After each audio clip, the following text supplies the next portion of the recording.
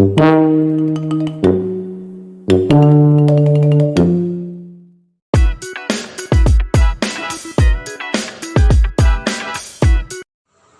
nama saya Tessa Veronica dengan NPM 2340602055. Di sini saya akan menjelaskan tentang bahasa Pidgin. Bahasa Pidgin adalah sebuah bahasa yang terbentuk dari campuran dua atau lebih bahasa yang berbeda. Pidgin seringkali muncul sebagai alat komunikasi antar kelompok yang memiliki bahasa ibu yang berbeda. Contoh Pidgin yang terkenal adalah Pidgin Inggris Nigeria. Contoh kalimatnya seperti naso, artinya begitulah. Abek, tolong. Sop, makan. Wak, berjalan. Nuhalan, tidak masalah. Pidgin Inggris Nigeria memiliki variasi dan variasi lokal di seluruh negara. How buddy? Bagaimana kabarmu? I know Saibi, saya tidak tahu. I don't way I see you, sudah lama saya tidak melihatmu. A big, you fit help me, tolong bisa bantu saya. No wahala, tidak masalah. I want cup, saya ingin makan. We go jam tomorrow, kita akan bertemu besok. Then send me message, mereka mengirimkan pesan untukmu. I then go home, saya akan pulang ke rumah.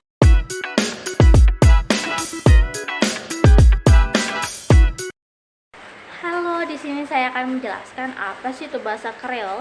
Nah, bahasa Creole adalah keturunan dari bahasa Pidgin yang menjadi bahasa ibu bagi sekelompok orang yang berasal dari latar belakang yang berbeda-beda. Nah, Creole merupakan sebuah Pidgin yang membutuhkan penutur aslinya, di mana anak-anak mempelajari bahasa pertama mereka dan digunakan dalam ranah yang luas untuk berkomunikasi. Sebagai contoh, ketika seorang pria dan wanita yang memiliki bahasa yang berbeda kemudian menikah, dan keduanya tahu bahasa Pidgin yang digunakan untuk berkomunikasi yang menggabungkan bahasa antar pasangannya.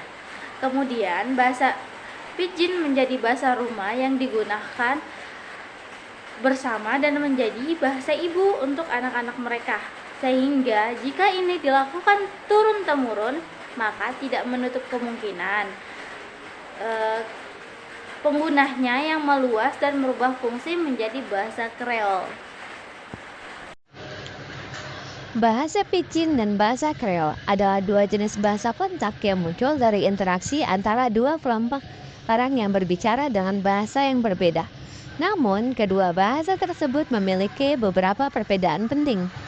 Perbedaan utama antara bahasa Pidgin dan bahasa Creole adalah adanya penutur asli. Bahasa Pidgin tidak memiliki penutur asli, sedangkan bahasa Creole memiliki penutur asli. Bahasa Pidgin biasanya muncul sebagai alat komunikasi, sementara untuk tujuan praktis, seperti untuk berdagang, bekerja, atau melakukan transaksi sehari-hari. Bahasa Pidgin biasanya memiliki tata bahasa yang sederhana dan kosakata yang terbatas. Seiring waktu, bahasa Pidgin dapat berkembang menjadi bahasa Creole.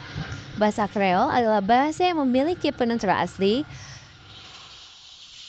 Bahasa Creole biasanya memiliki tata bahasa yang lebih kompleks daripada bahasa Pidgin. Perbedaan lain antara bahasa Pidgin dan bahasa Creole adalah fungsinya. Bahasa Pidgin biasanya digunakan untuk komunikasi praktis, sedangkan bahasa Creole dapat digunakan untuk berbagai tujuan, termasuk untuk komunikasi sehari-hari, pendidikan, dan seni.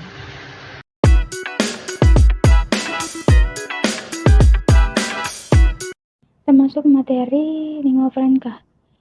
Menurut istilah, terdapat dua kata, yaitu lingua yang artinya language atau bahasa, sedangkan franca yang artinya orang Franka. Orang Franka ialah orang yang berada di Eropa. Istilah ini ditemukan pada abad pertengahan setelah jatuhnya Kaisaran Romawi dan digunakan di sekitar Laut Mediterania. Pada umumnya, di laut ini terdapat aktivitas perdagangan dan kemaritiman, di mana Aktivitas ini terjadi antara pedagang Eropa dan juga pedagang Arab. Karena aktivitas ini, mereka memerlukan lingua franca agar dapat berkomunikasi dengan baik. Kita ambil contoh di Indonesia. Terdapat sekitar 733 bahasa daerah dan ada juga di Italia bagian utara yang mempunyai sekitar 500-an bahasa dan masih banyak lagi bahasa yang ada di dunia ini. Itu baru di Indonesia dan Italia, apalagi di seluruh dunia. Pasti banyak banget kan. Dengan adanya banyak bahasa yang mempunyai latar belakang yang berbeda-beda, muncullah alternatif yaitu lingua franca. Apa itu lingua franca? Sekarang kita bahas.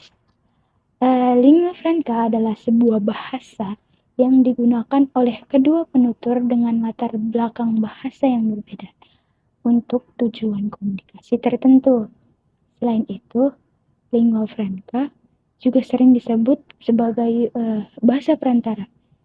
Secara umum, lingua franca digunakan jika penutur tidak bisa menggunakan bahasa ibu mereka kepada lawan bicaranya atau kedua penutur memiliki bahasa ibu yang berbeda. Contohnya nih, ada penutur bahasa Jawa atau orang Jawa dan penutur bahasa Bali. Apakah orang Jawa bisa menggunakan bahasa Jawa kepada orang Bali tadi yang notabene-nya si orang Bali tadi tidak mengerti bahasa Jawa?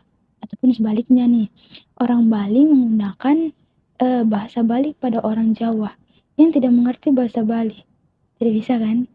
Nah, di sini adalah bahasa Indonesia sebagai lingua franca atau bahasa perantara yang dapat digunakan keduanya agar mereka bisa berkomunikasi dengan baik.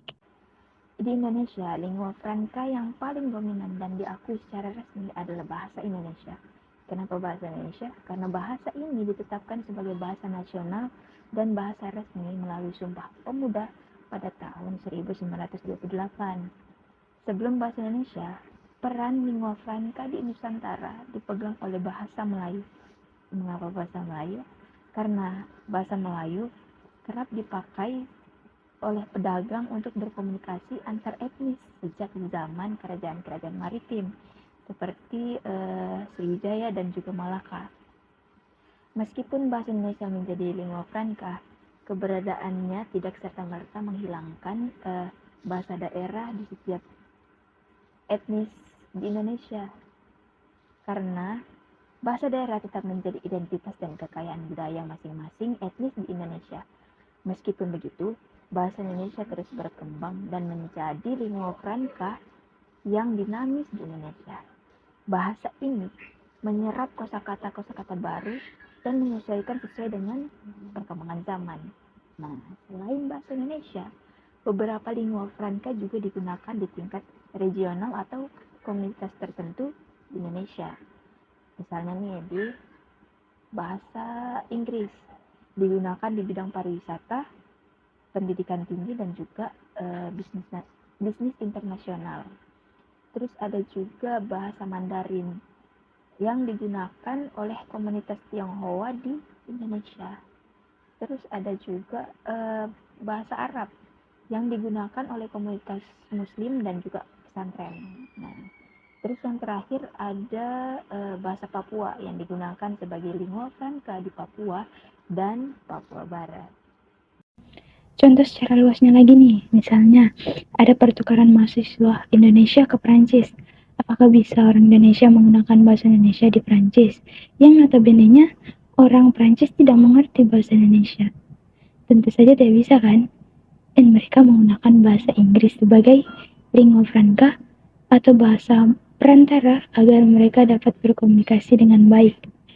Tetapi perlu digarisbawahi nih, lingua franca bukan hanya sebatas dua bahasa tadi yang dijelaskan, bahasa Indonesia dan juga bahasa Inggris, tetapi ada bahasa lainnya juga yang bisa digunakan sebagai lingua franca, seperti